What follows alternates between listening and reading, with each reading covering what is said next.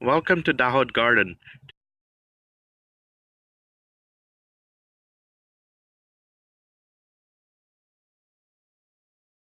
Alright, I sliced up one big red onion and two medium-sized yellow onions. I have separated all the layers and now we are ready to move on to the next step. I added some dried mint and also some dried fenugreek leaves. I added chopped fresh cilantro, about half a bunch. Next we have some salt and a whole bunch of coarsely ground spices. I have coriander, cumin, and fennel seeds. I also have some peppercorns, cloves, and a little bit of dried fenugreek seeds. Okay, next we added some turmeric powder, garlic powder, ginger powder, and a couple of tablespoons of lime juice. Finally, I have some chili powder. Alright, I tossed up everything nicely so all the onions are nicely coated with the spice mix. Now we are ready to move on to the next step.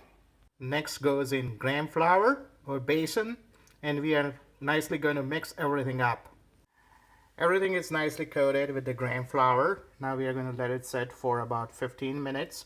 What this is going to do is it's going to ooze out all the moisture in this onions. Do not add any water at this point. Otherwise it's going to make it very watery and your pakoras are going to break in the oil. It has been 15 minutes and now you can see there is some moisture and everything has become nice and gooey. If you try to look at this, everything binds together and that's the consistency we are looking for. If this mixture doesn't bind together, hold together, then add a little bit of gram flour until it is of the right consistency. To deep fry our pakoras, I have some oil and we are going to let it go on medium-high heat. If you don't feel like you're up for an adventure, you can use also a fryer. You can use a fork to form your pakora.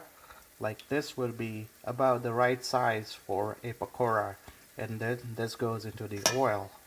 Pakoras until they're nice and golden brown, and that's when you would know they're ready to go. If your oil is too hot, then what will happen is your pakoras will be cooked from the outside, in fact overcooked, but they will be uncooked from the inside, which is something that we don't want. Here is another batch of pakoras that just went in, and we are going to let it fry until it turns nice and brown and it's crispy and it's cooked through and through.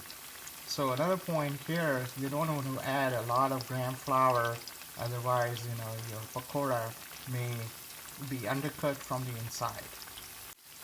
It is critical to get the oil temperature correct.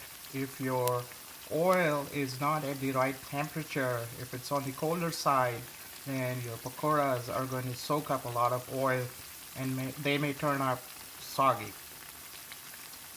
What we don't want is soggy and undercooked pakoras. Rather we want crispy and just about rightly cooked pakoras. To assist pakoras in cooking through and through, once in a while press them gently and this will help them cook from the inside as well. Okay, this is the color and texture we want for our pakoras, so we are going to take them out of the oil. Make sure not to crowd your pakoras, give them ample room to get fully cooked from all the sides, and that's how they are also going to stay separated and they would not kind of form into one big lump. Okay, I'm taking my pakoras out of the oil and putting them on a paper towel, and this should get rid of any excess oil.